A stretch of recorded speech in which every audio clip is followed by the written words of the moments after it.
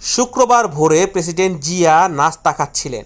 আয়োজন সামান্য, 4টা লাল আটার রুটি, 2 পিস বেগুন ভাজি, একটা ডিম সিদ্ধ। জিয়ার সঙ্গে নাস্তার টেবিলে বসেছেন তার বন্ধু ও সহযোদ্ধা জেনারেল মঞ্জুর। জেনারেল মঞ্জুর বিস্মিত হয়ে বললেন, এই আপনার নাস্তা?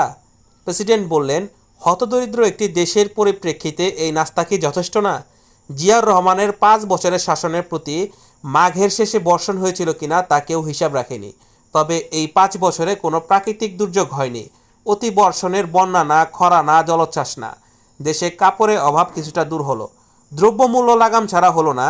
বাংলাদেশের নদীতে প্রচুর ইলিশ মাছ ধরা পড়তে লাগলো। বাংলাদেশের মানুষ মনে করতে লাগলো অনেকদিন পর তারা এমন এক রাষ্ট্রপ্রধান পেয়েছে যিনি সৎ।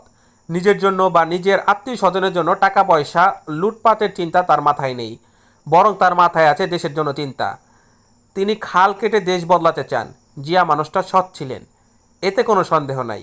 লোক দেখানো সৎ না, আসলেই সৎ। তার মৃত্যুর পর দেখা গেল জিয়া পরিবারের কোনো সঞ্চয় নেই।